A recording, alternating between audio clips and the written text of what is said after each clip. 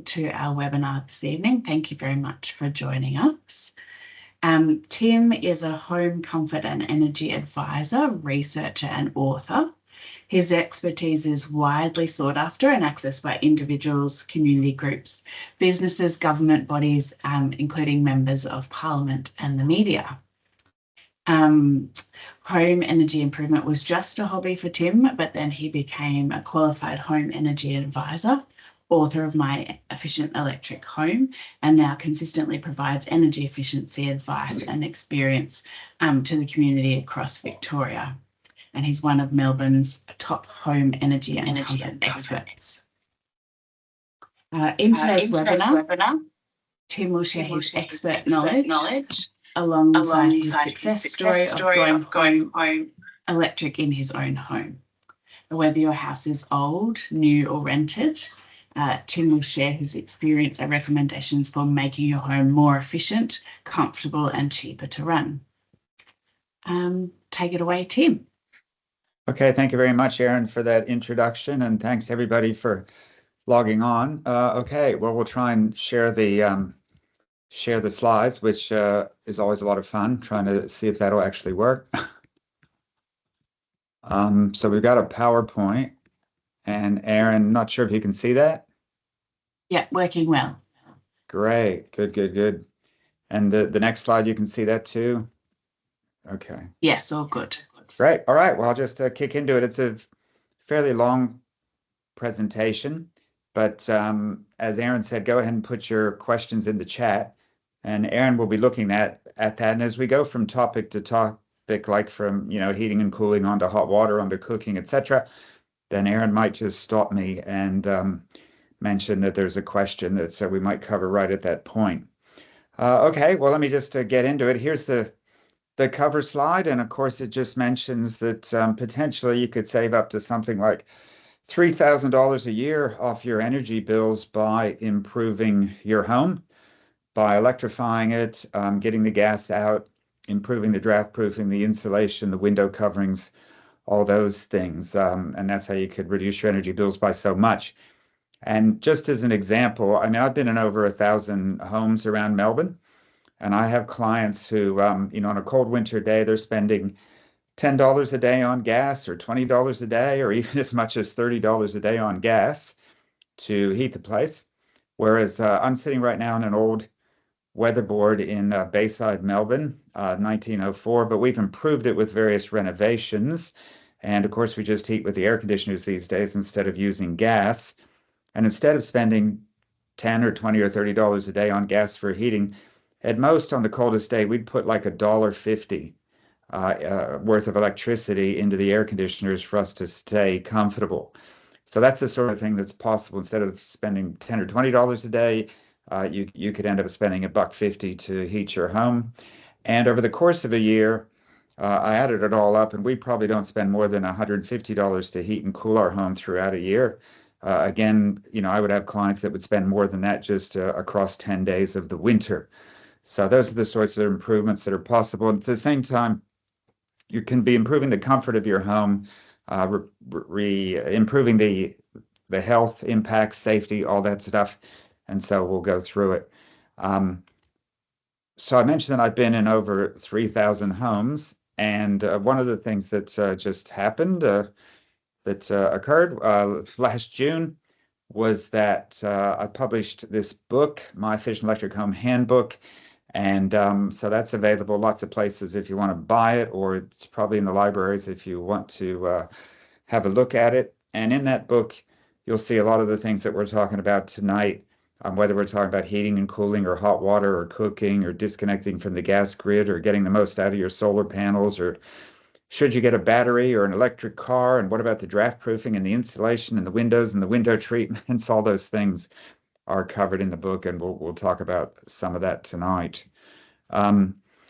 Where this goes back to is, well, if I go back far enough, I migrated to Australia, to Melbourne, to work in the oil and gas industry with the likes of Esso and BHP. And so that's what I used to do as a chemical engineer, work in the oil and gas business. But eventually, with my knowledge of the climate emergency, I gave that up in about 2010. And in 2015, I happened to be at the University of Melbourne, and we did some home economic research, and we worked out 10 years ago that people could heat their homes with an air conditioner for a third of the cost of using gas. And as this headline shows here, from 10 years ago, not just 5 years ago, this is from August 2015. This said that if an average Victorian home can save up to $658 a year on the gas heating because it was cheaper to heat with an air conditioner. So that was the really interesting research we did 10 years ago. We got some media at the time, but I wanted to continue to spread the word about how people could save money and be comfortable and not be using the fossil fuel that is gas. And so my kids said, well, look, Dad, if you want to continue to spread the word, one thing you can do is get onto social media. And so I started the Facebook group, My Efficient Electric Home. Oh, I should have updated this slide. We're not at 135,000 members. We've got 141,000 members. In just the last week, we had about another 1,000 members join. So this is still quite a popular topic. So it's on Facebook. I appreciate not everybody's on Facebook, but if you are, have a look at My Efficient Electric Home. We get like 40 posts a day. It's people asking questions. What do you think about this solar panel quote? How do I fix this window? How do I get the most out of a battery? You name it. How do I find the best electricity supplier? All those things are fair game. So there's quite a lot of discussion going on there, in addition to people understanding how they can save money by heating with the air conditioner. So it's good. This has become popular over 10 years, and so it keeps the discussion going. A lot of people are being helped and are learning things. I'm learning things. I mean, that was one of the things I got out of starting this group is, there's a lot I didn't know 10 years ago about what goes in homes, but here's a bit of a tip. If you read every post that comes up on My Efficient Electric Home for 10 years, you become a bit of a home comfort and energy expert. So I certainly learned a lot. And the other good thing about the group is we started to get any number of case studies of people getting their homes off gas, heating with the air conditioners and saving money. So this all confirmed the research that we'd done at the University of Melbourne back in 2015. For example, down the bottom there, Jackie says, we used our reverse cycle air conditioner this winter in Canberra. Worked great, on track to save $1,100. So that was exactly pretty much the numbers we figured out that someone in Canberra could save, because it's colder in Canberra than in Melbourne. And this was great confirmation that what we were talking about made sense. And a lot of people started to make it happen. If I go back far enough, I occasionally would get a phone call from a journalist. They'd want to do a story on home electrification or home heating. And so they'd be looking for case studies of people who had improved their homes. And so we'd hunt around and we'd, either use my own home as an example or find some other homes as case studies for the journalists. But these days, if a journalist rings up, I throw my hands up and say, look, I've got 30,000 case studies here on My Efficient Electric Home. You're the journalist. You'll have to go find them because there's too many for me to keep track of anymore. This is what we're doing. We're shutting off the old ducted gas heaters, and we're using the air conditioners for heating. In fact, just the other day, we shut off an old gas heater. The client wasn't actually using it, hadn't used it for a couple of years, but it was still running. You still had the pilot light burning, and it was so old and so inefficient, you could practically, do some cooking over just the pilot light. You could feel the heat coming out of the furnace there just because of the pilot light. So we shut that off. The client was using air conditioners already to heat their home. And then if you, take the extra steps, get onto a heat pump for hot water, get onto induction cooktop, you can completely disconnect from the gas grid and save some money there. If you're still on gas, you're paying about $1 a day to be connected to gas. And so you can save that money by getting off the gas grid and just electrifying your home. So this is what we're doing. This used to be a big surprise to the gas industry, but now they understand what's happening. And it's got full Victorian government support.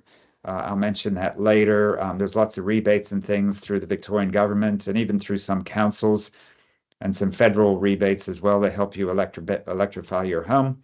So this really isn't a surprise to the gas industry anymore that people are saying goodbye to gas. This is the one graph that I'll really get into tonight. It's the only graph that's in the book, and it's our home. As I said, it's an old 1904 weatherboard in Bayside, Melbourne. We bought it in 94. We put the ducted gas heating in 1994, but this graph starts in 2008 and goes up to 2022.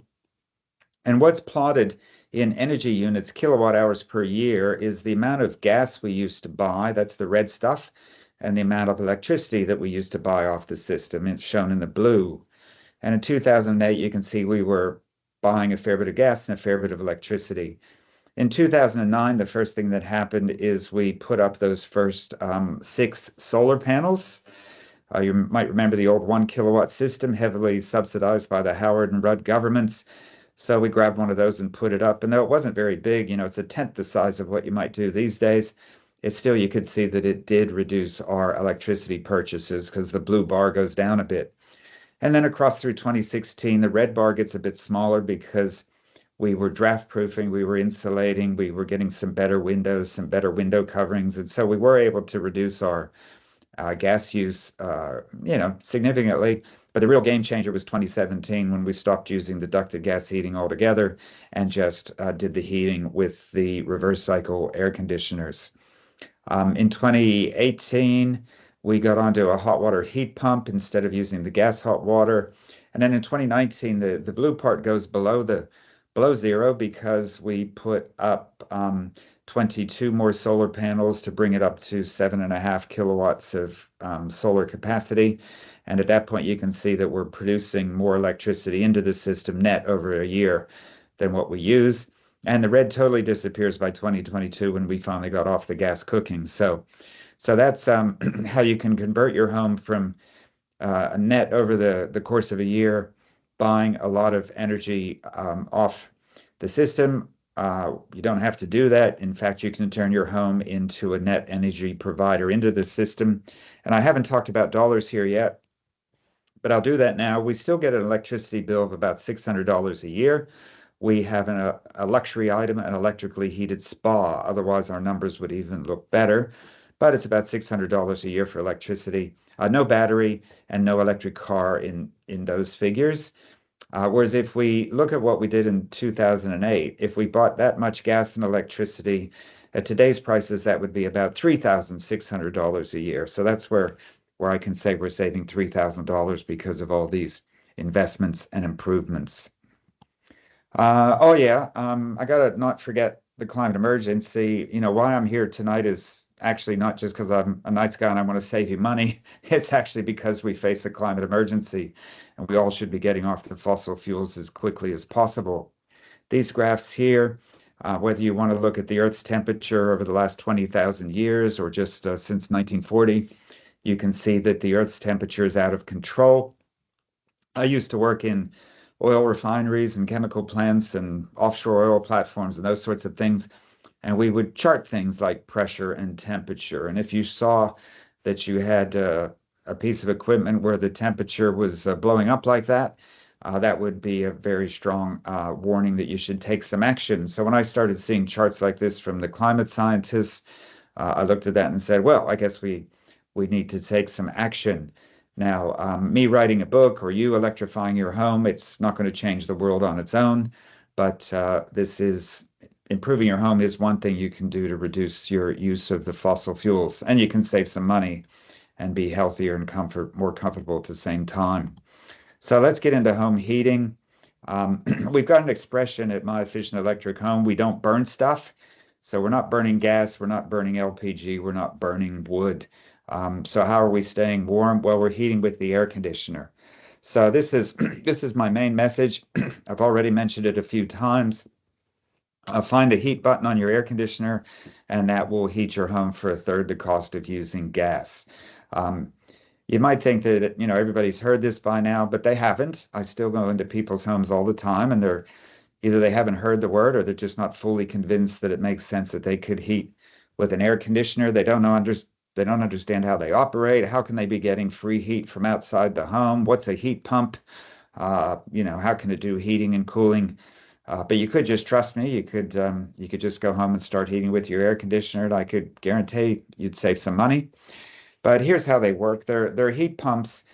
There's two pieces to your normal split system, but of course you can get this in a ducted configuration as well.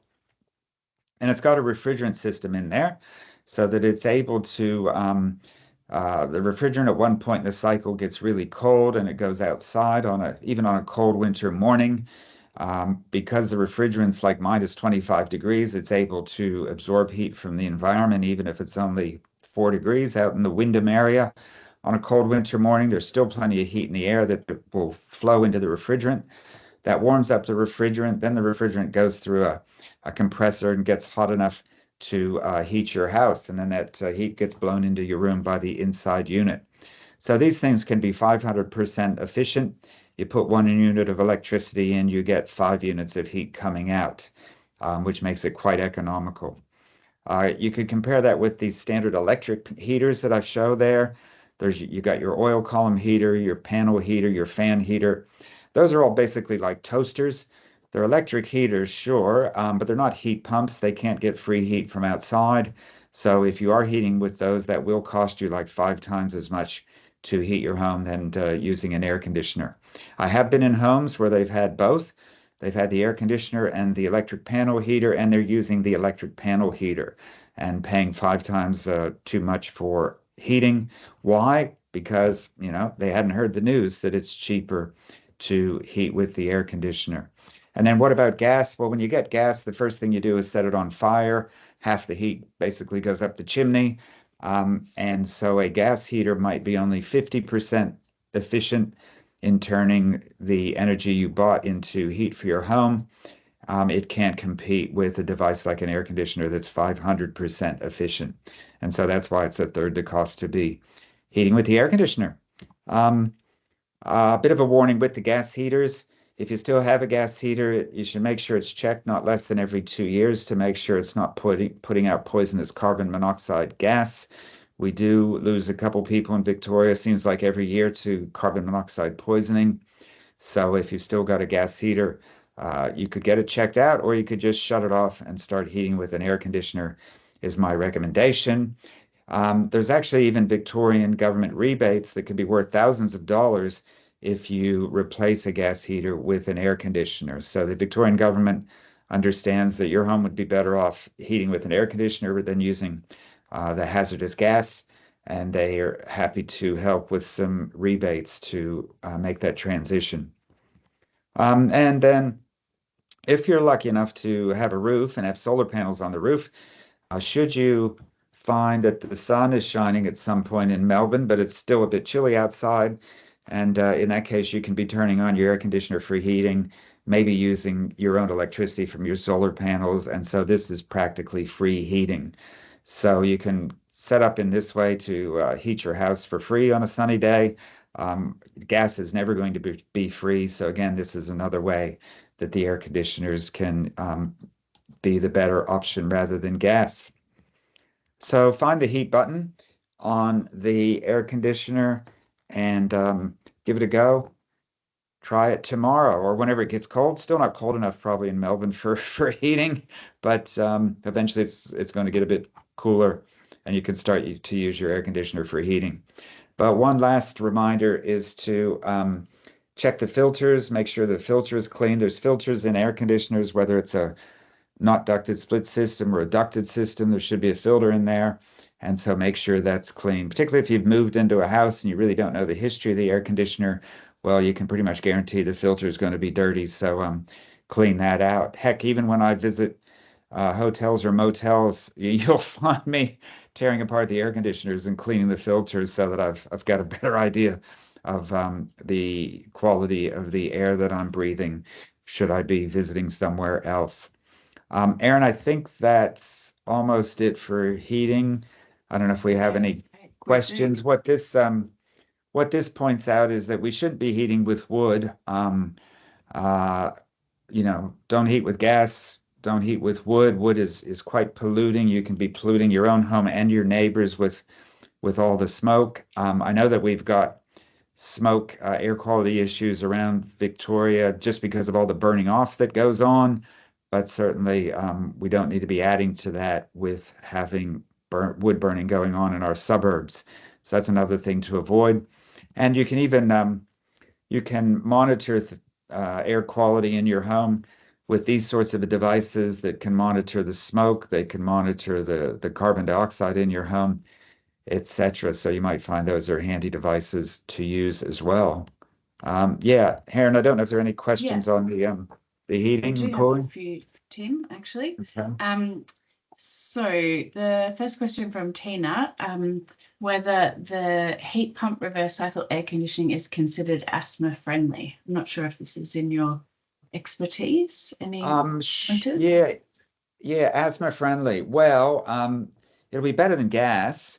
Mm. Um, whether you've got a gas heater that's in your home or a gas cooktop, or even if you have a gas heater that's outside your home, whenever you're burning something, you'll be producing as a byproduct nitrous oxide, and that seems to be the chemical that's not great for asthmatics. So, yeah, staying away from where things are burning could be a good step for Mm. asthmatics. And then with the air conditioners, as I'm showing here, yeah, clean the filter. At least that will have that will make the machine work better, but also, you continuously can extract some dust from the air with just these basic filters.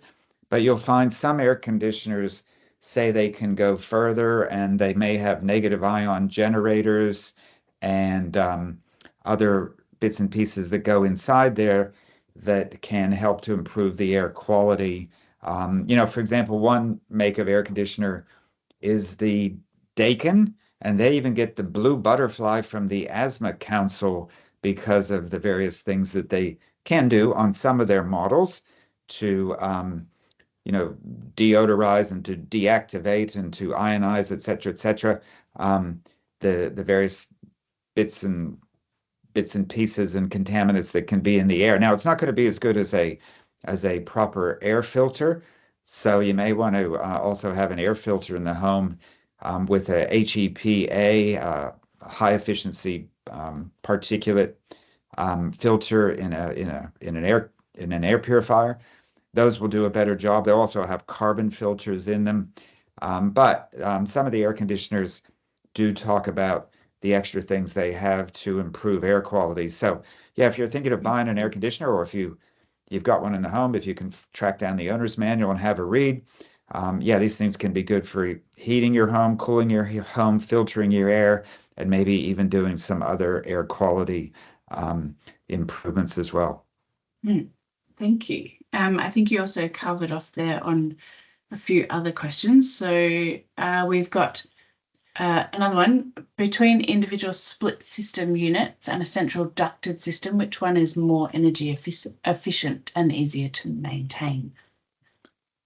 Well, the first recommendation is to see what you can do just with the individual split systems.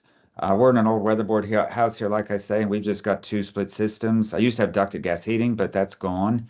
I could put in another couple split systems in this house. This room upstairs that I'm in right now still doesn't have an air conditioner. Someday maybe I'll get another one. I mean, there's homes with three, four, five, six, seven split systems, so that can be one way to go about it, and that will be quite efficient because with a ducted system, it has some inefficiencies. Number one, we don't do the ducts very well in Australia. We just stick them up in the roof space or underneath the floor.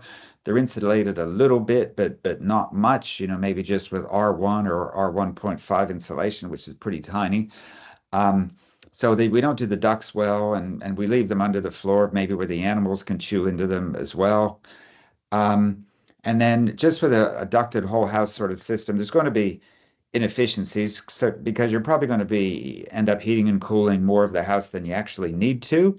And then the other thing to be aware of with a ducted system, and a lot of people don't realize this, you pretty much need to leave the doors open like a bedrooms or other rooms if you've got a ducted system, because as you're putting heated air into the room, well, it then has to leave the room and go back down the hallway and get to the central air return. And so that means you really shouldn't be closing the door if someone's in there, a shift worker's in there sleeping, or someone is using it as a home office and they're on a Zoom call, so they got to close the door. When you do that, you've really, corrupted the ducted system, the central heating. The air can't get back to the return, so maybe the heated air then just leaks out through the window. And back at the return, there's not enough air came back to the return, so it says, fine, I'll just suck air in underneath the front door. So that's another inefficiency you can have with the ducted system.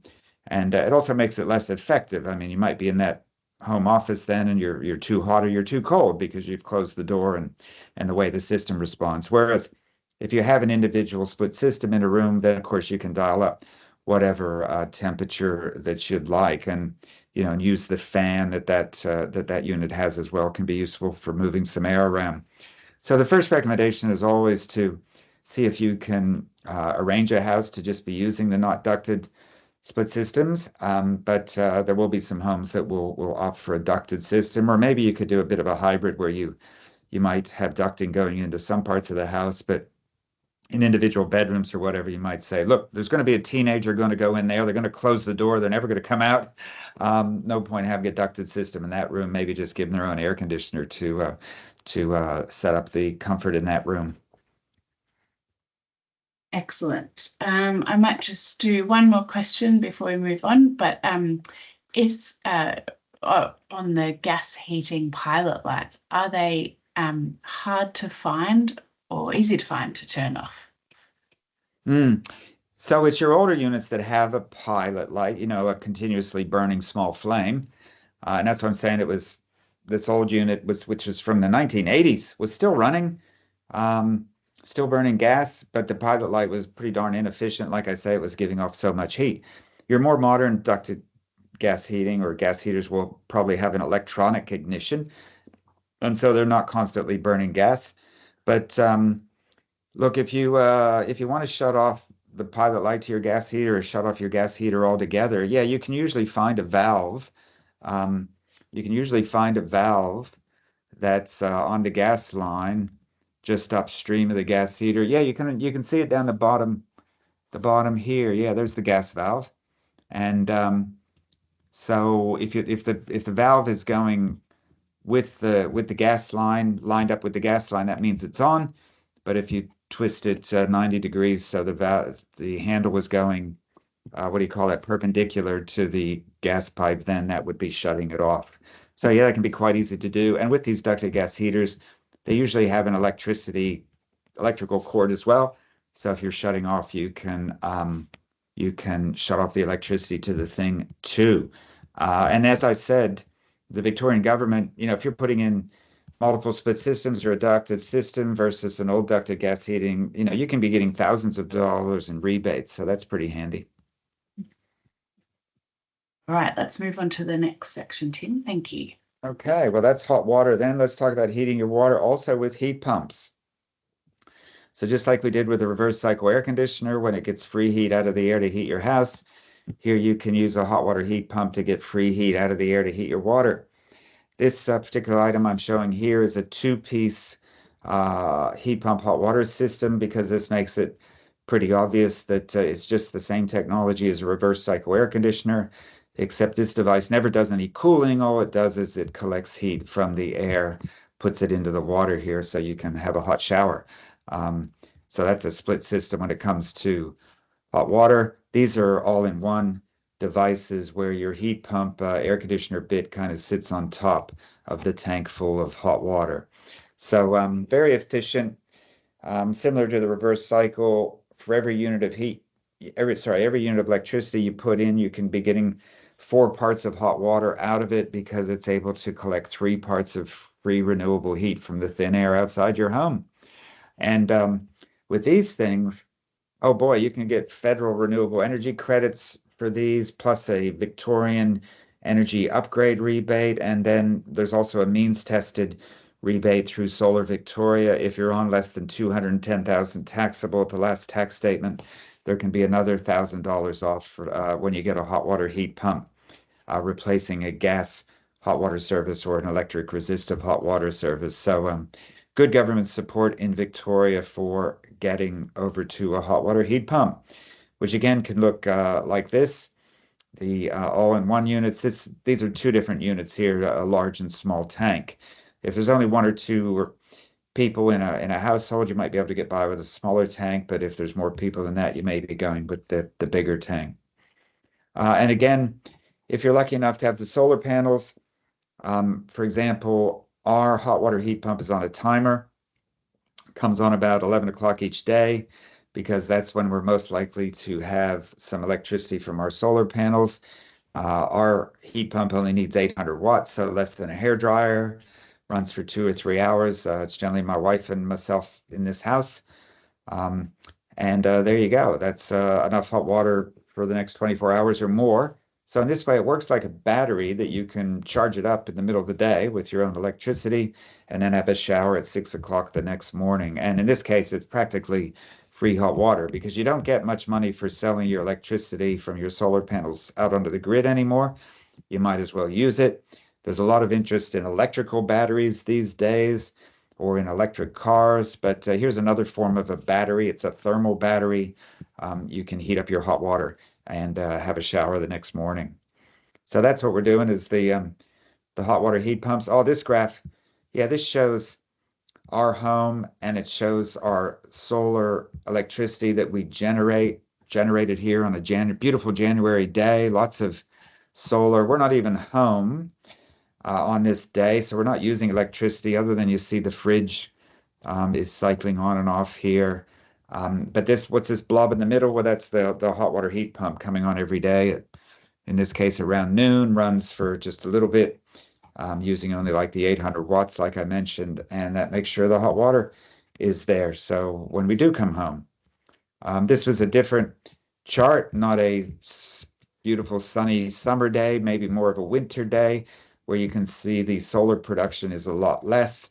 But even in this case, mostly there was enough electricity in this situation to run this hot water heat pump very cheaply.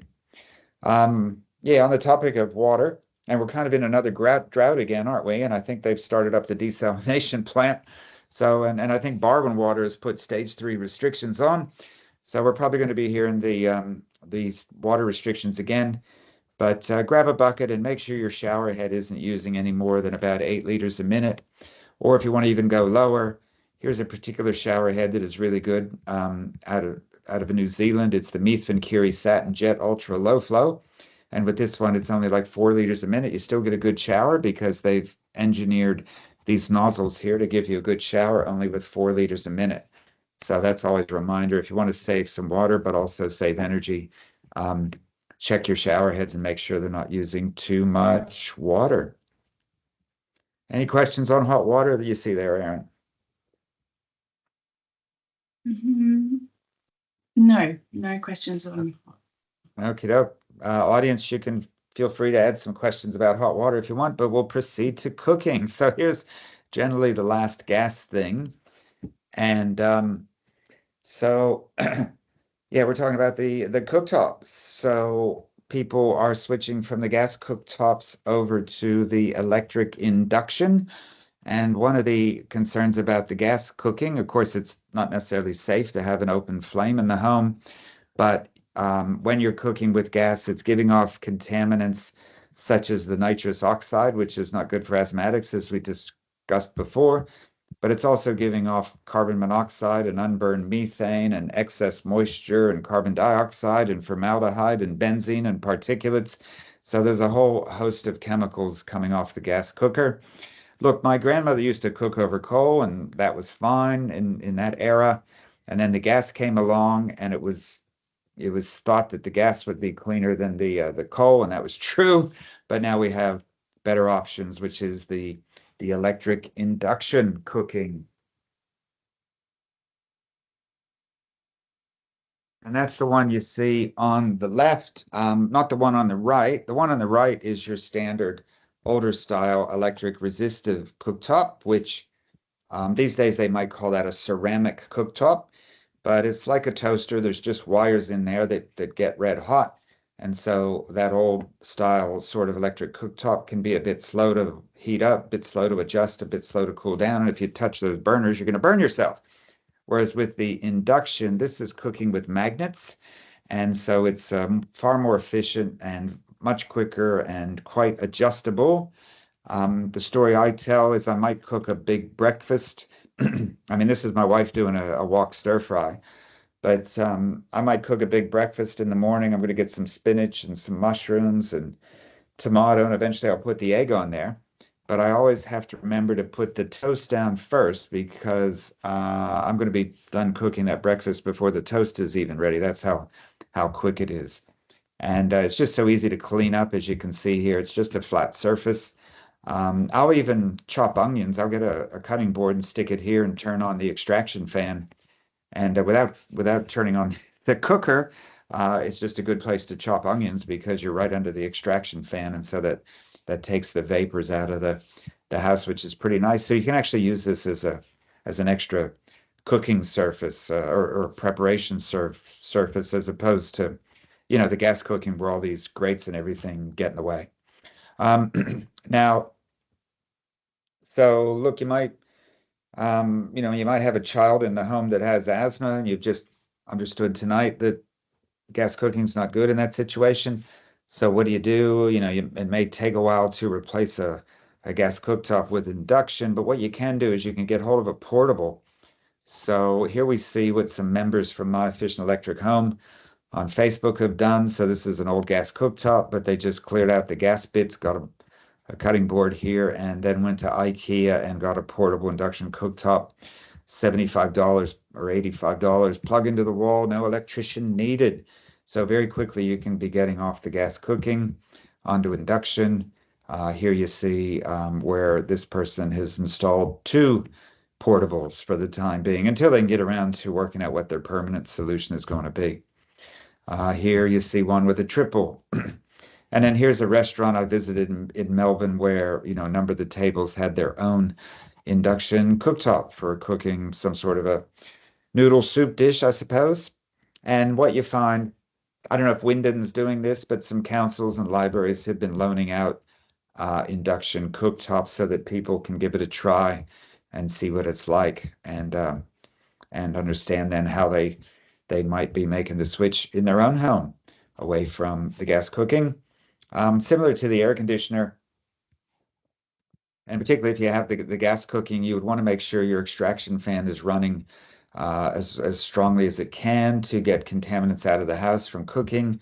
And normally, though, you will see a grease trap like this or grease filter on the range hood. So make sure that's clean. Pull it out of here, stick it in the dishwasher if you have one under the greasy pot setting, and you'll find it comes out nice and clean. So that can be important also for the air quality. Any questions on the cooking, Aaron? None on the cooking. We have one follow-up on shower heads. Whether you know of any government rebates on the 4 litre per minute shower heads that you recommended. No. Oh, well, let's see. Oh, shucks. I think yeah, there are some businesses I think that are still doing things like handing out free shower heads, but those would be ones using 8 liters a minute. And no, it's not going to be the Methven Curie Satin Jet Ultra Low Flow. So yes, you can. I've got a bucket that's part of the usual, home energy assessment. You go in there, you get a bucket, you test the shower head. I've measured shower heads using 50 liters a minute. That's 50. So check your shower head, and yeah, maybe it would even be an upgrade if you did get hold of one of those free 8 liter a minute that they're handing out. But if you want the ultra low flow, no, I think you're going to have to chase that down yourself. And in fact, the only place I think you can get it is from Pure Electric. Pure Electric, this is probably an ad from Pure Electric. Yes, it is, because they're the only ones that have brought it in from New Zealand and got it past all the water sort of equipment regulations. So that's the one place you can get the Methven Curie Satin Jet Ultra Low Flow. My daughter's got it. She thinks it's perfectly fine. I've showered at her place. Yeah, it's fine. At our home, we have the same Methven Curie Satin Jet, but it uses about 8 liters a minute. Maybe one more on the heat pump hot water system. Yeah. Tina has run 2 meters from the unit to where the old gas system was. Is this going to cause a problem with heat loss for that length of run? Sorry, say that again. The heat pump hot water system, Tina has a run of 2 meters from the unit to where the old gas system was. Would Okay. this cause a problem with the heat loss for that length of run? Yeah, there'll be a little bit of loss, but I've been in homes where the water has to travel a long way before it gets to a particular bathroom or a particular kitchen. So adding another couple meters, no, that's not going to be a big deal. And heat pumps produce the hot water very cheaply anyway. There will be, you will have to wait. With any situation, you have to wait a period of time for the hot water to flow through the pipes and to get to where you're using it. And for example, in our bathroom, I guess we're lucky because the hot water system's right outside, so it gets to the shower very quickly. But it's a bit more of a distance to get across to the kitchen, and in fact, it's 2 liters.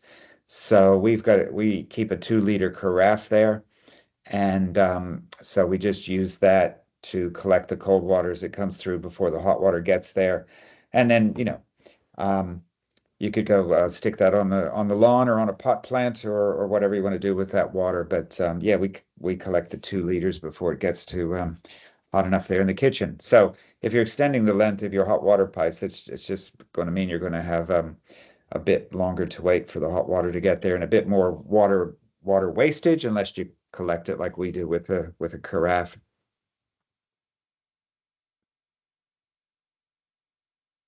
Okay, anything else? Right. We'll keep going on, and if we've got time at the end, there are a few throughout that we can tackle Great. there.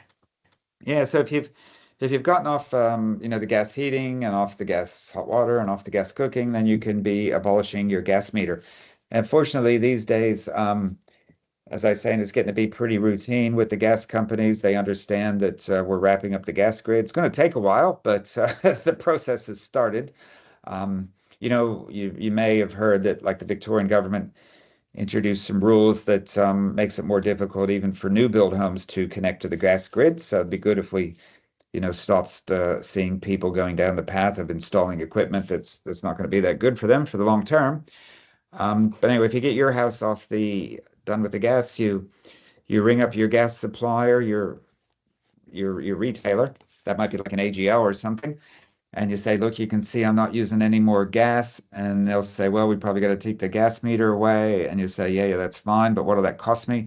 And it's not meant to cost you any more than $220 plus GST for the gas meter to disappear. So that's a bit of a win for Wyndham. That's a regulation from the last few years from the Victorian government that it can't cost any more than that. Over in Wyndham, we had heard where people were being charged like for $500 to have the gas meter abolished, but the Victorian government has capped that at no more than $220 plus GST. I think they should have capped it at $0, but they decided that $220 was the price that people should pay to see the gas meter go away, and then you've got more space in your yard for another pot plant. So that's quite lovely. A bit of a joke there. You might ask, why is the Victorian government so helpful with respect to getting rid of the gas? Well, the reason is that the cheap Victorian gas used to come from the Bass Strait, and I used to get in the helicopters and fly out to these offshore oil and gas platforms, and it was quite amazing that 59 years ago they discovered all this gas, and they said, look, this is a 60-year gas supply. But the problem is they discovered it 59 years ago, and it's just about done. In fact, it's on its last legs. And so if we keep using gas in Victoria, more and more of it will be coal seam gas that has to come all this way via Adelaide or all this way via Sydney to get to Melbourne. It's a bit crazy. Um, some businesses are saying, look, we'll bring liquefied gas in by ship into Geelong. So they can do that. It's not going to be cheap. And if you thought gas was expensive now, just wait till we use up what's left out of the Bass Strait over the next year or so, and some of these other projects start bringing you very expensive gas. Um, yeah, this is a bit about the coal seam gas in Queensland. So this is what it looks like, where they're basically just pin cushioning the entire countryside with all these wells. And you're going to continue to see, if we ever get some cold weather, then you may see some headlines where the authority, the Australian Energy Market Operator, says, "Oh, we got some cold weather coming, and the gas is coming from further away, so we're not sure we're going to be able to get gas to everybody who needs it." So you may see headlines like that, If your home's off gas, you won't really care that much. So that's the strategy, is rather than suffering some sort of gas shortage, let's just leave it behind. Just a little bit about monitoring electricity use as your home becomes fully electrified. There are different ways to monitor your electricity use. You could get hold of one of these power meters if you just want to see what an individual appliance like your fridge is using. Some electricity suppliers like Power Shop, they give you like a nice heat map here where you can see every 30 minutes how much electricity you've used over the last few weeks or months. This is a free item that you can get free because it's supported by government programs, either a Power Pow or there's another brand called Emerald, where this connects to the smart meter, where you can see a smart meter over here and can tell you your electricity use at any moment. So that's a free thing. You might as well get hold of one of those if you don't have it, and it can help you to see at any moment how much electricity you're using. You can turn on an electric heater then, or the toaster or whatever, and you can see the amount of electricity you're using will shoot up. And then you can decide what you can do to try to reduce the amount of electricity you're using. But you might find, that if you turn on an air conditioner, it doesn't use as much as what you thought it would, compared to other ways of heating. So that's just a little bit about monitoring electricity use. And then the last topics have to do with improving your home's thermal envelope, and that's the insulation, the window coverings, draft proofing. And of course, when you're talking about draft proofing, you also have to talk about air quality and about opening windows to get some fresh air in. So I've got a bit more on those topics. Your home is like a leaky bucket. Winter's coming as you try to put some heat into the house. Your home isn't a thermos bottle, and so the heat's going to leak out through the walls, through the roof, through the floor, around the windows, through the windows, all of that. So that's what we try to do, is to work out how to slow down the heat loss. And a number one tip is to check out your roof space insulation, because I go up in a lot of roof spaces and the client might say, yeah, there's insulation up there, but I'll go up and you'll find that the insulation has been disrupted. It's been moved, or it was never installed properly in the first place. And so then you see this bare plaster, which is going to be horrible. That's going to let so much heat in the summer, and your heat's just going to disappear out through there in the winter. So this can be quite a cheap thing to do. Low-hanging fruit is to just have the insulation put back where it's meant to be before someone went up there, to fix a roof leak or to install the NBN or even to install solar panels, and they moved your insulation out of the way and never put it back. So if you have a manhole, a person hole, if you can stick your head up in there and see the state of the insulation, you might either want to get professionals in to improve it, and make sure your insulation is thick and perfect, because it needs to be thick and it needs to be perfect, and then it'll do a good job for you. But if it's got all these holes through it like this, then it's not going to be very effective. You can also retrofit insulation into walls. This shows a business blowing insulation into one of our walls on the weatherboard. And you can also install insulation under floor if you've got the clearance underneath the house. Our house is quite low. I haven't done this yet. And the recommended method is stapling up these long rolls of polyester. This is the method that's been shown to resist the gravity in animals. So other methods of underfloor insulation will probably fall to bits over a period of time, whereas we prefer this method of stapling up the polyester. We could talk about windows and window coverings a bit. I don't know if we get any questions on those, but if you've got drapes or blinds, use them. I was visiting a home actually over in Point Cook, and I happened to be there into the evening, and it was getting a bit chilly. I mean, that's why I was there, because the client found their home was too cold, and the sun had gone down. So I said, can we bring the blinds down? And they said, oh, well, we never do that. And I'm like, well, let's give it a go. And suddenly they found how much warmer their home felt just by putting the blinds down. So I run around the house, manipulating 25 sets of blinds twice a day, a lot of days of the year. And it really makes the place a lot warmer. I mean, I'm sitting in a room right now. There's certainly no heater on. It's 21 degrees.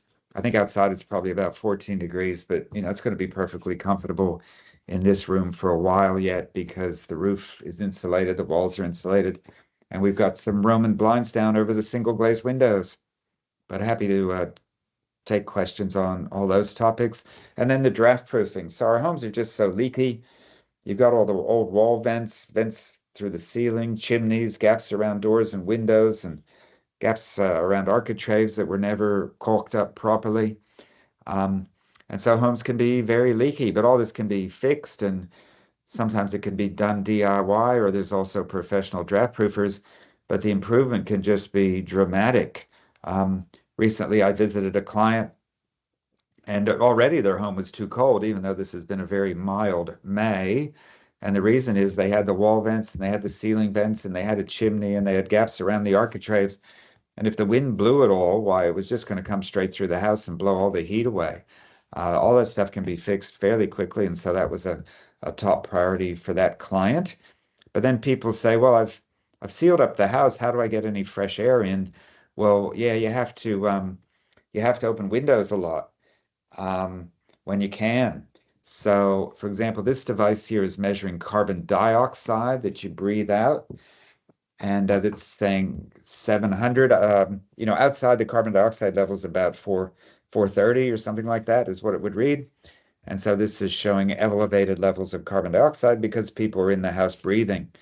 And so what you have to do from time to time is to open windows to purge that carbon dioxide out and bring the fresh air in. The Germans even have an expression for this. They call it Stoßlüften. And what that means is they'll throw the windows open for 15 minutes to get the fresh air in and let the carbon dioxide leave. You'll lose a little bit of heat on a cold winter day when you're doing the Stoßlüften, but there'll still be a lot of heat, remaining in the walls and the furniture, et cetera, and it won't take that long to heat it back up, and it won't cost you that much, particularly if you're using air cons for heating. So yeah, this is what needs to be done to get fresh air into the home, but it's better than just having the house leak 24/7 through all the old wall vents and chimneys, et cetera. Particularly if there is smoke about. If your house is draft proof, then you'll have less of the smoke coming into the house, and then you can eventually maybe wait for the wind to change or for the burning to stop, and then you can open the windows and get some fresh air in. And another thing to be concerned with is moisture. This shows 65% humidity at this moment on this device. The healthiest situation is if your relative humidity is in the range of 40 to 60%. Not getting up to 65 or 70% or higher, then you can run the risk of mold, but also there was a question before about asthma. So yeah, asthmatics would be better off if the humidity was at 60% or lower. And this shows that health information from Sterling from 1985. And what it shows is the bar in the middle there that shows the optimum humidity range is 40 to 60%. What we find in Melbourne homes in winter is it can get way too high. And as it gets higher, then people will have more trouble with bacteria, viruses, fungi, mold, dust mites, allergic rhinitis, asthma, etc. So you can fairly easily, if you get this ThermPro item that you see there, that's like $20 off the internet. So a pretty cheap way to monitor your relative humidity. And if it is too high, what do you do about it? Well, you need to run the extraction fans in the bathroom when you're showering. You need to run the extraction fan when you're cooking. Hopefully that vents to the outside. And the other thing is do not hang laundry around the home to dry with the windows closed, because you will release a lot of moisture into the home, and you'll probably find it condensing on the windows in the bedroom on a cold winter morning, and you think, whoa, where'd all that moisture come from? A lot of it came from hanging laundry around the house. So what are you meant to do instead? Fortunately, they've invented very efficient 7 to 10 star heat pump condensing clothes dryers. These are basically like dehumidifiers for your clothes. They do use a refrigerant heat pump system to efficiently dry your clothes and condense all the water into a bin in the upper left-hand corner, which you can then put down the drain. So there you go. Get a dehumidifier for your clothes like that. Or other homes. Oh, this is me emptying the dryer. There's a bit of a video. but this moisture that ends up in the bin in the upper left-hand corner, you can put down the drain. But other homes may have a need to run a dehumidifier to remove excess moisture and to keep the air in the healthy range. So I think that pretty much wraps it up. Yep. So happy to take other questions. Excellent. Thank you, Tim. We do have a number of other questions in the chat, so we'll get asking them. First of all, does your book include a summary of all of this information? Oh, yeah, absolutely. Excellent. What happened was the publisher heard me on a podcast or doing this sort of thing, right? And said, well, if you just write all that down, we make it into a book. And so that's what we did. And it was a very easy book to write because it's just stuff that I've said 1,000 times in homes. So you'll find those sort of stories and a lot more. I think there's like 50,000 words tonight in an hour. I probably was only able to produce 10,000 words. So yeah, there's a lot more in the book. Excellent. Are there any issues with blow-in wool insulation? We haven't seen any. There's a couple of businesses, Enviroflex and Eco Home, that blow in the wall insulation. I had a picture of them blowing it into my wall. It's a fiberglass material that's treated with silicon. And a lot of people, are concerned, oh, is this going to attract moisture or whatever in the walls? We've not had any reports of that. The suppliers of this, they've been in business for years. They haven't seen issues. So what they're doing seems to work. And let me tell you, it just makes things more comfortable. We had this one wall that you can see there that wasn't insulated. Every other wall we had insulated, either because we had removed the lath and plaster inside the house, the old lath and plaster, and so we had insulated with bats before we put the new plaster up. Or some of the weatherboards were rotten, so we pulled those down and we insulated before we put new weatherboards up. But we had one wall that never was insulated, and it was just so icy in the wintertime. It was ridiculous. And once you insulate it, then it just feels the same temperature as any other wall, just like an interior wall. So insulation certainly works. You also see a bit of sound reduction benefits as well with the insulation. A couple more questions on insulation, actually. Should we be replacing insulation after some time, for example, 20 or 30 years old? Maybe, and what you'll find in a roof space is you might find old bats or you might find the old blow-in material. Like in the old days, they blew in wool, they blew in chewed up phone books, paper, in other words, treated with a fire retardant material. Mostly the recommendation is, both for me and my practice, but also what you see on the Facebook group, is just leave the old stuff there and just go over it with new stuff. I mean, if you have blow-in, you might add more blow-in. If you had bats, you might add more bats. I mean, some people do get a bit fastidious and they're like, no, I want to take everything out and I want it all vacuumed up and I want it all cleaned out because, the mice and the possums and everything else have been up there. And they have been. There's mice and possums in just about every roof space. But, you don't have to, if you draft proof, for example, we had the old downlights, the halogen downlights, and that would be just a hole directly up into your roof space. And so air would move back and forth through those holes around the downlights. And yeah, if you had possums and poo and other stuff up there, you end up breathing that stuff. But in a modern situation, what you do is you draft proof. You don't have leaky downlights. You don't have leaky extraction fans from the bathroom. And so you really don't need to be breathing the stuff that's up in your roof space. And so you really don't need to worry about the old stuff that's in the roof space. Just top up the insulation to bring it up to an R5, R6 level, and you should be good to go for the next 30 years. Excellent. We have a question from John discussing as a renter, how do we convince our landlord to improve insulation, windows, old heating and old cooling units for the rental property that we rent in? Yeah, in my book, actually, the last chapter talks about is for renters as well, so maybe that's of some use. But sure, there's always challenges working with landlords.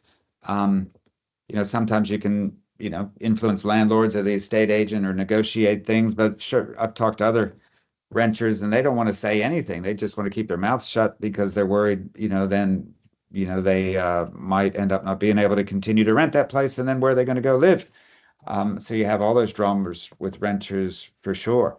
But one thing that's happening is the Victorian government, I think, is going to require, this must be pretty close to reality, we're going to require every rental to have a reverse cycle air conditioner. So that was in the news many, many months ago that they were consulting about that, but you could see that happening sooner rather than later. And even if you don't want to wait for that, of course, all these rebates that I was talking about, your landlord could access those rebates if they get rid of the gas heater and bring in a reverse cycle air conditioner. And, the landlord, the estate agent, they're paying to have the gas equipment inspected every couple of years. So that's another expense that a landlord doesn't have to do anymore if they get rid of the gas heating. So there may be a few different negotiating angles you can use that way to try to get a reverse cycle air conditioner in and to not have the gas heating.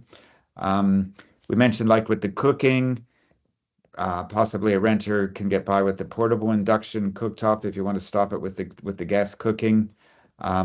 Insulation, I don't know, if you crawled up into the roof space and took photos like you see here, and if it was that bad with lots of bare plaster all about, then possibly that could be directed to the estate agent or the landlord and say, hey, this is poorly insulated.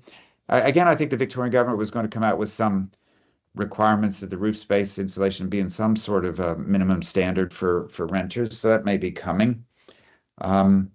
Did that answer the question, or do you think there's a bit more there? I think that's pretty good. All righty. And there may be more tips in the book. One tip that a lot of people like is the bubble wrapping of the windows, which you could do in a rental or you could do in your own home. It's pretty cheap double glazing. My daughter was in a rental, and my son-in-law's room they weren't heating it very much, and so you'd go in there and it was damp, and you could see all the condensation on the windows in the winter from his breathing, and so it just felt very cold, and so we bubble wrapped the windows. So boom, the room was instantly so much warmer. You didn't have the condensation on the windows, and so a much better situation. There wasn't much to see outside, just at that particular room, it was just dug kind of into an embankment, so there wasn't much to see outside. The bubble wrap still lets a bit of light through, of course, and that was a good solution in that situation. Excellent. We have a couple of questions from earlier on. There's a few questions about brands of air conditioners and whether you have any feedback on Medea air conditioners. Let me just and whether there are any particular brands that you recommend. Yeah. Just by the way, there's a government website, energyrating.gov.au, and that's a place where you can go and you can see all the star ratings for all the equipment that's out there, and that might be a television or a refrigerator, or a washing machine, as well as an air conditioner. So energyrating.gov.au, you can compare star ratings. And so like if you're in you have a sort of an idea of what size of air conditioner you need, what capacity, you can go and look at that government website and you can say, whoa, Daikin or Mitsubishi Heavy Industries has, a unit with 4 stars, whereas maybe this Medea you were thinking about was 2 or 3 stars. So that gives you an idea that, there can be differences in the energy performance. I mentioned there can be differences in, the air treating that they try to do. So you can compare that. Another thing to also be thinking about is noise, both for the outside unit of an air conditioner and also how noisy might the inside unit be. Certainly our Daikins on the lowest fan settings, you can't even hear them. So often in our bedroom, we'll just put the Daikins on the fan only mode. And so that can be quite quiet, and it's just moving a bit of air around the bedroom, which can be nice. And then the outside unit also puts out noise. So if you're concerned about that noise for yourself or the neighbor, I know if I go outside, I can't hear my Dakin running, but I can certainly hear my neighbor's Fujitsu across the fence. So there's differences in the noise output. But all that said, we're not hearing any horror stories of any particular air conditioners not working. So it may just be a bit of you get what you pay for sort of thing. But some of the top brands that for a basic split system air conditioner that I recommend, the Daikin, the Mitsubishi Heavy Industries, the Mitsubishi Electric, the Panasonic.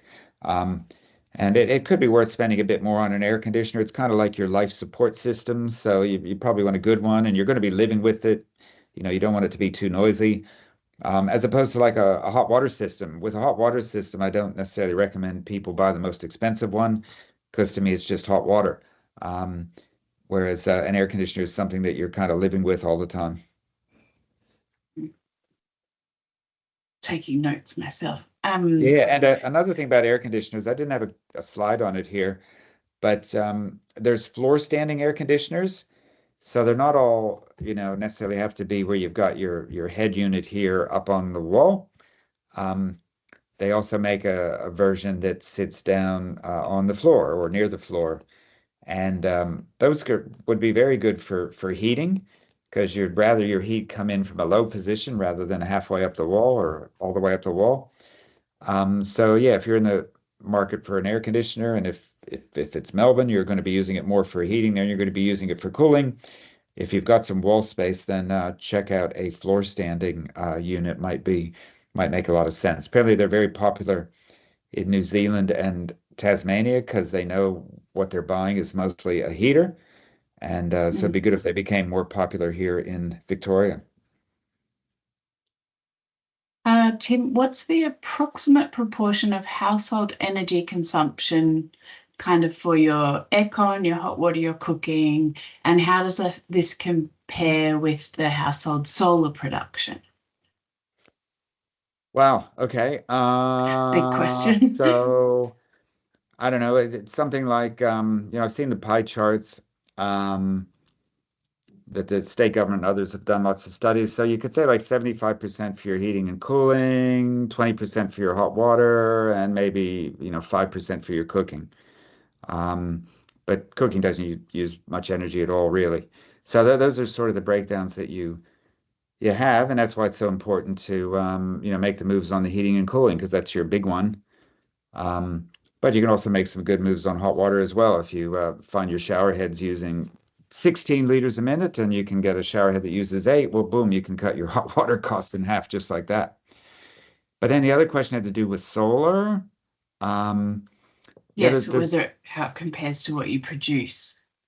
yeah the boy if we go back to this graph, um, if you go back to this graph, this bit here over the course of a year, if folks can see my mouse moving around, um, from 2018 to 2019, this is when we added another 6.5 kilowatts of solar panels, and you can see what a big difference that did on a net basis for our electricity purchases or sales by adding the more solar.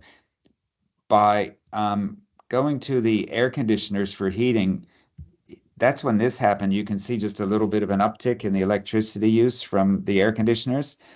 So this can tell you that, if you just want to look at the house over a whole year, yeah, you don't necessarily need to be using that much electricity for heating and cooling or hot water or for cooking. And if you put even a half decent sized solar system up there over the course of a year, you're going to be netting that out to better than net zero sort of thing. But yeah, there's a heck of a lot of questions at My Efficient Electric Home today, and they'll keep coming about the batteries because the recently elected Labour government says they'll pay for a 30-year battery if you want to get a home battery. And so there's going to be a lot of people thinking, should I get a battery? Is my solar big enough to fill up the battery in the daytime? And then will I have a reason to empty the battery at night? And so that whole equation you'd have to look at, and you need to look at that on a day-by-day basis throughout 365 days of the year. Whereas the graph we're looking at here now on the screen is just quite a gross graph that only looks at it on an annual basis. But trying to make decisions around whether you should get more solar or batteries, etc., yeah, you really need to understand how things are happening on a day-to-day basis if you want to be really sure that it's, going to make you any money at all. Or you might just do it because you want to do it. Some people do that too.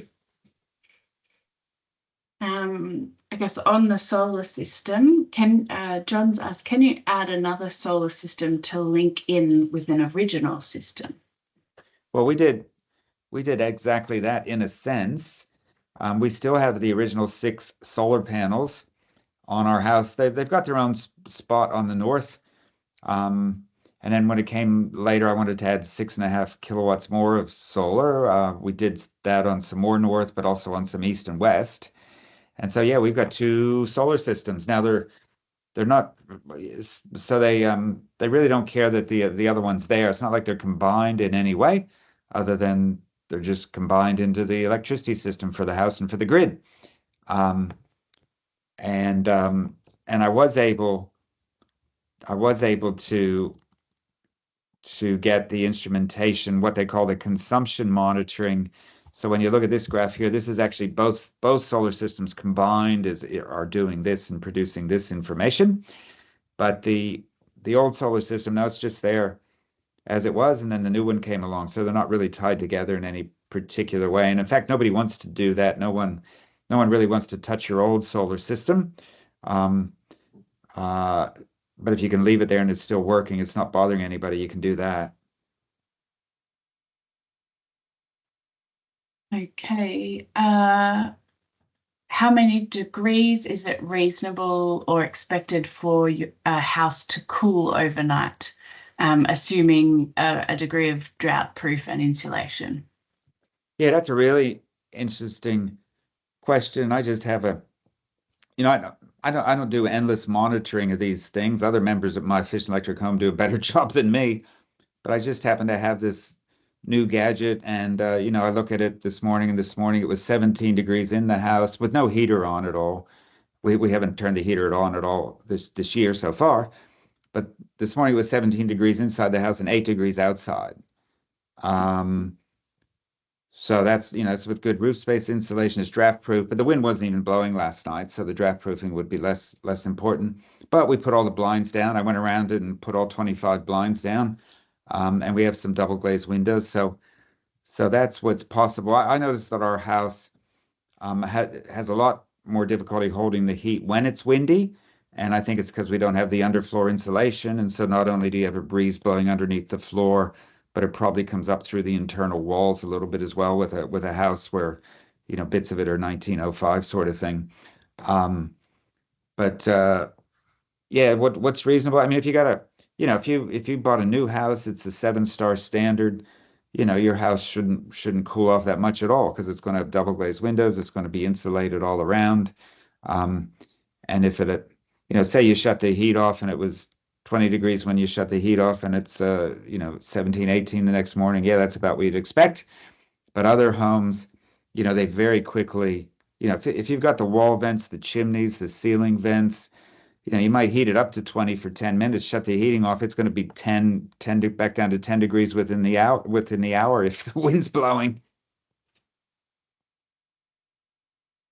All right, we're coming towards the end of the questions. If anybody has something burning, please add it to the chat now. I'm just having a look. I'm sorry if I've missed some. Just the last one. What do you think of the VPP incentive with having a solar battery? Virtual power plant? Yeah. So I'm wondering, does this questioner have the battery already or doesn't? Unclear. So there's one question, should you get a battery? And then there's another question, if you had a battery, should you sign up with some sort of virtual power plant, and how would that go for you? I mean, there was an article, it might have been the ABC within this week, some guy who was with AGL with a VPP, and it wasn't, for some reason, it didn't seem to be going that well for him. He felt like the power company, was obviously running the thing to their advantage, and he wasn't seeing so much advantage for it. But the first question is, what should you get a battery or not? And a lot of people will be getting batteries. They'll want to get this, the government paying for like a third of it. Our home, we don't have a battery at this point, and our electricity bill is only like $600 a year, and like we pay about $1 a day in connection charges. So if we were trying to reduce our electricity bill, it's pretty darn small to begin with. Um, but some people will get a battery, and if you do want to get fancy, you can sign up with various deals, like with Amber, for example. And Amber is an electricity supplier which gives you access to wholesale prices, which are sometimes negative, but at other times could be extremely high. And so, I'd normally say a battery might earn you like $2 a day if you're not doing anything fancy and if everything worked out for you very nicely, that you were able to fill it up during the day on your solar and you were able to empty it at night for some use. You might make $2 a day. Great. Um, there are some people with Amber who occasionally make $30 a day, $100 a day, because what they can do is they can discharge from their battery when the wholesale power prices get ridiculously high, and then they might be able to fill it up again very easily because prices went negative. And so you might be able to make $100 a day. And you hear these stories when they happen, but they're not happening every day. So again, it's not clear that if you have to pay $10,000 for a battery or something, it's not clear that it'll pay off, say, within the first 10 years, within the warranty period. It may come down to your level of sophistication, how well you understand whatever deals it is that you signed up with, whether it's Amber or a VPP, etc.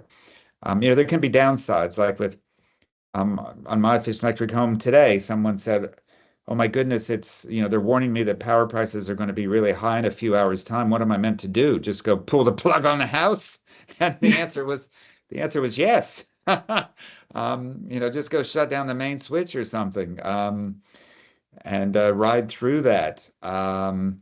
There have been stories of people who were making a cake, and then they got a message the electricity prices were just about to get very high, so they took the cake out of the oven half baked and threw it away. So these can be some of the things that some people enjoy doing, and other people, why they can't be bothered with all that stuff really. Um, and the other thing is there will be more and more people buying very large batteries that they park in their garage and they got four wheels, and that's their electric car.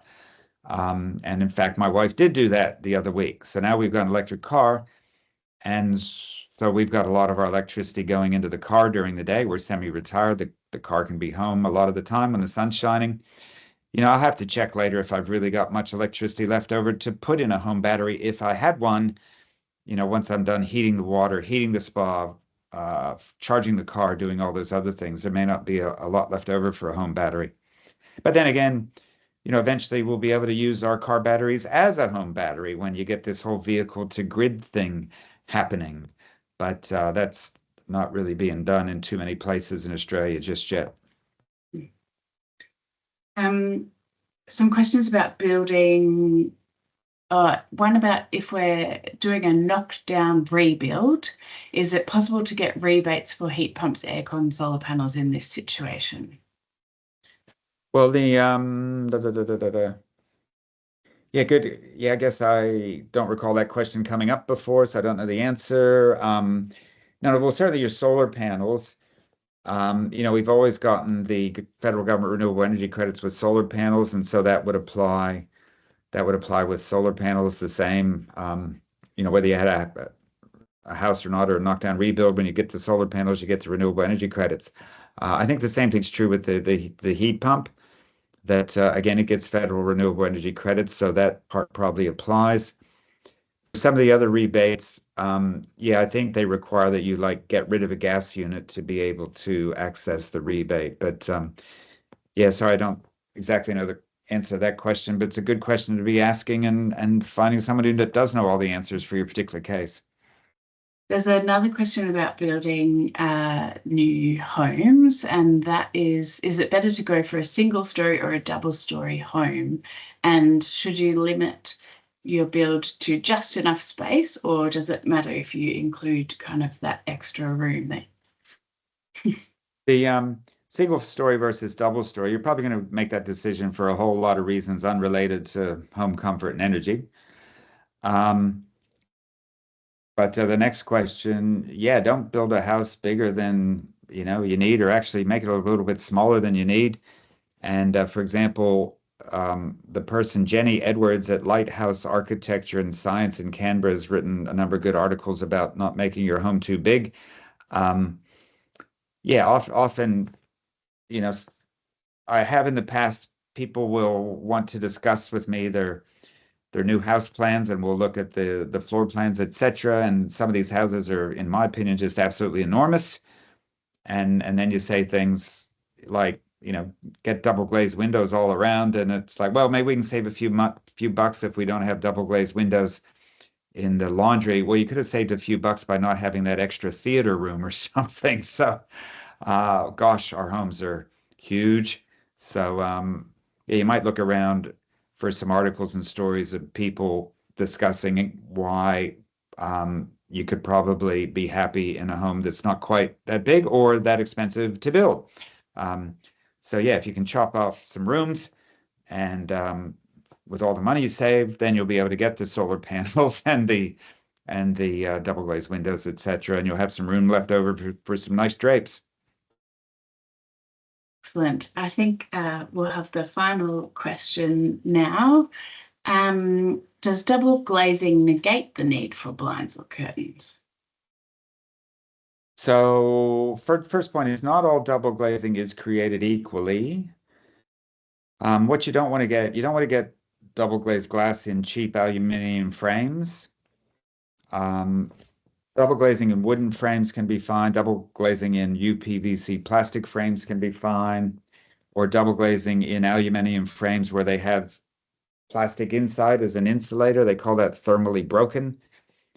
Those can be fine. So the first thing is, be wary of cheap aluminum frames. And particularly you see that in new builds where they kind of have to do the double glazing to hit the 7-star standard, but they can give you cheap frames. And that you've spent money on good glass, and then the frames are blazingly hot in the summertime because they're not insulated, or you see the moisture condensation in the bedroom on the frames, if not on the glass, because the frames are poor. Um, and then even beyond the frames, there's other variables. Again, not all double glazing is created equally. What's the thickness of the glass? What's the thickness of the gap? What have they put in there? Argon or nitrogen or kryptonite or whatever? Krypton. Um, and the way to judge windows is with the U value. So if you're buying some windows, ask the supplier about the U value. The U value is just the mathematical reciprocal of the R value that we were talking about before, like with insulation. So in the case of the U value, you want a smaller number. So the smaller, the better. Get down to like 2.4 or less on the U value.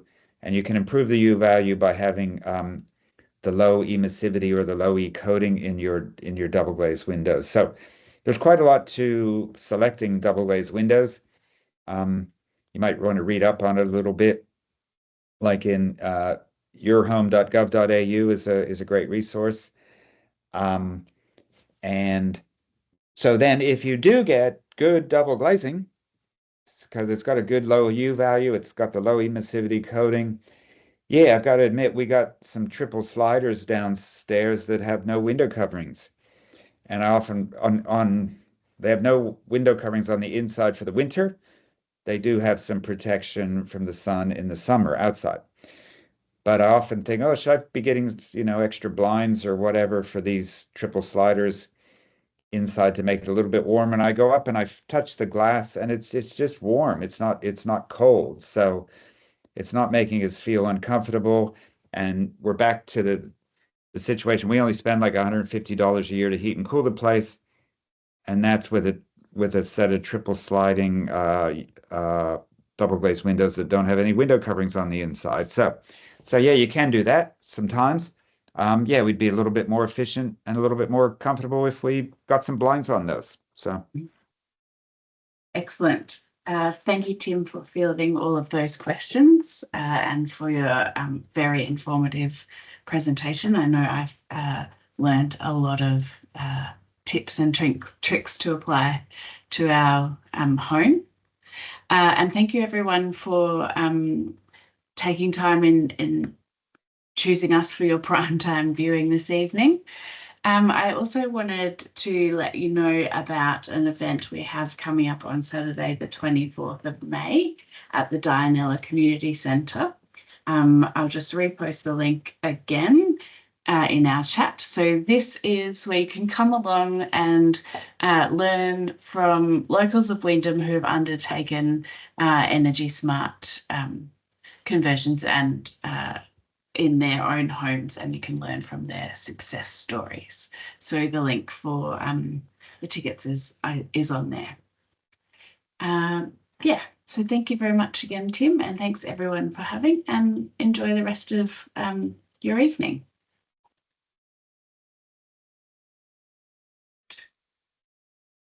Goodbye.